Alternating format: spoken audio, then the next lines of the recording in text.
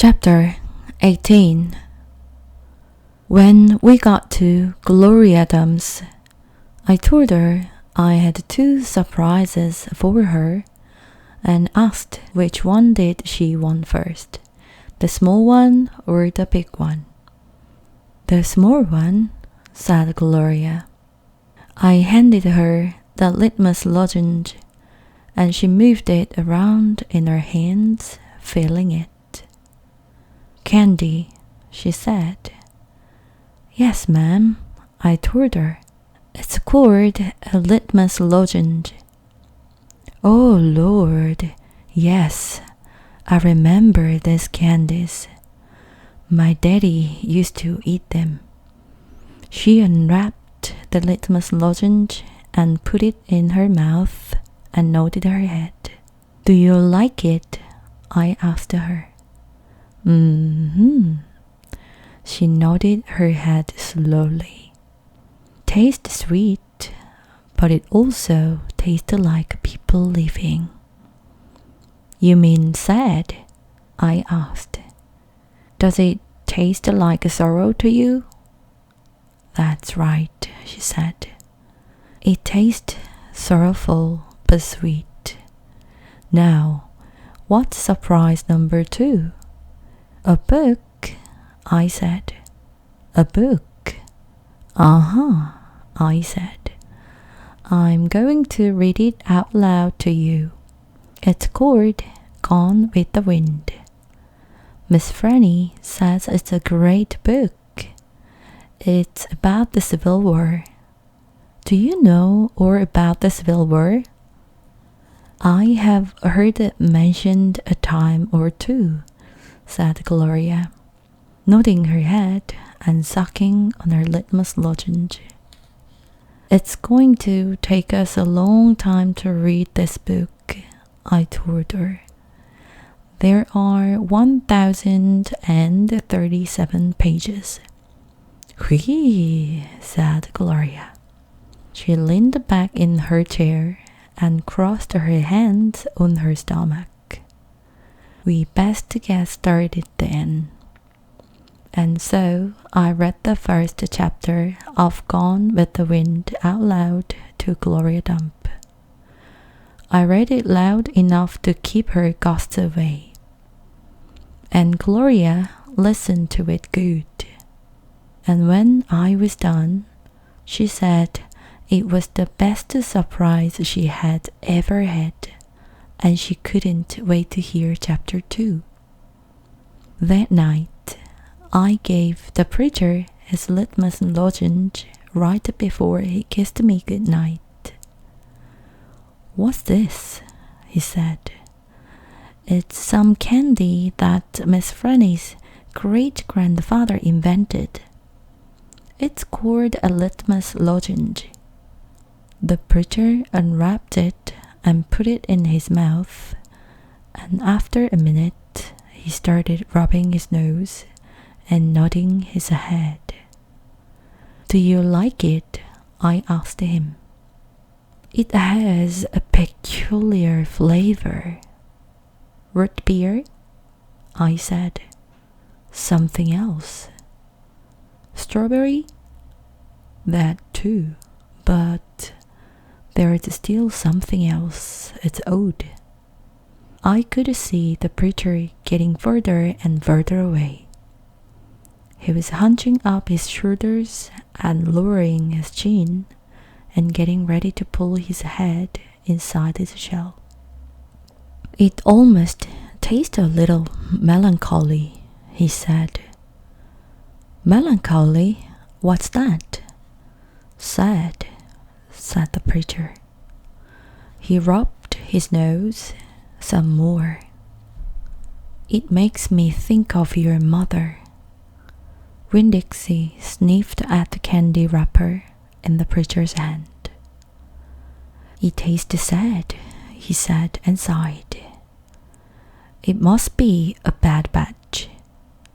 No, I told him. I sat up in bed. That's the way it's supposed to taste. Litmus came back from the war and his whole family was dead. His daddy died fighting, and his mama and his sisters died from a disease, and the Yankees burned his house down.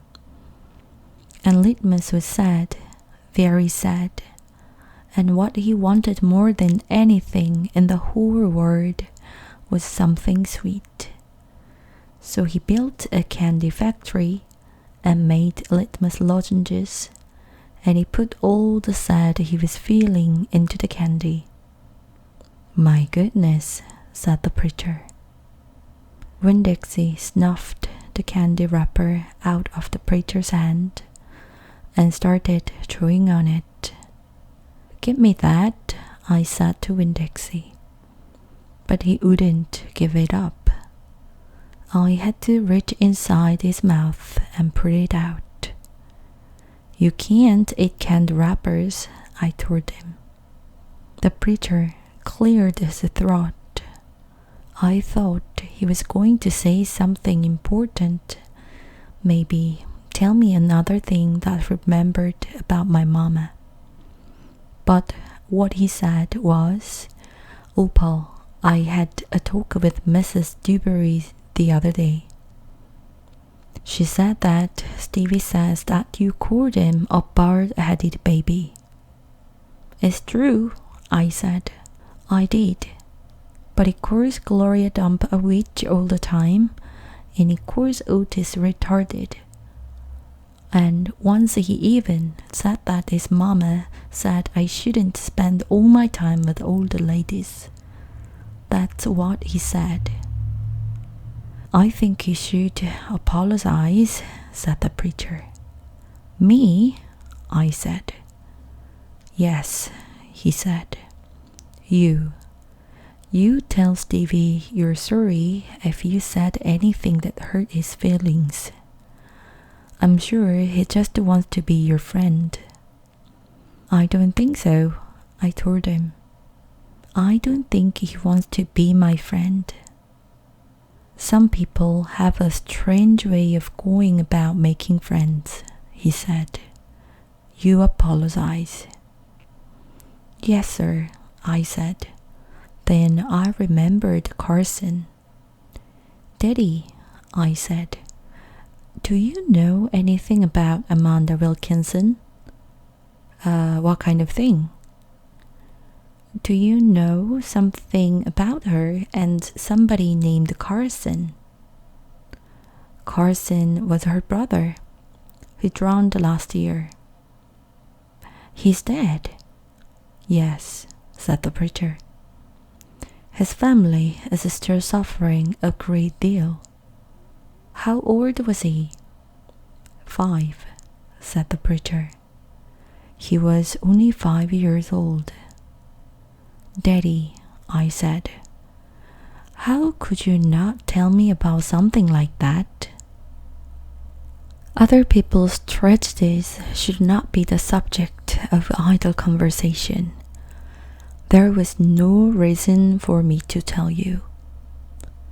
"It's just that I need to know," I said, "because it helps explain Amanda. No wonder she's so pinchy-faced." "What's that?" said the preacher. "Nothing," I said. "Good night, India Opal," the preacher said. He leaned over and kissed me, and I smelled the root beer and the strawberry and the sadness all mixed together on his breath. He patted Winn-Dixie on the head and got up and turned off the light and closed the door. I didn't go to sleep right away. I lay there and thought how life was like a litmus lozenge, how the sweet and the sad were all mixed up together, and how hard it was to separate them out. It was confusing. "Daddy!" I shouted. After a minute, he opened the door and raised his eyebrows at me. "What was that word you said?" the word that meant sad. Melancholy, he said. Melancholy, I repeated. I liked the way it sounded, like there was music hidden somewhere inside it. Good night now, the preacher said. Good night, I told him back. I got up out of bed and unwrapped a litmus lozenge and sucked on it hard and thought about my mama leaving me. That was a melancholy feeling. And then I thought about Amanda and Carson. And that made me feel melancholy too. Poor Amanda and poor Carson.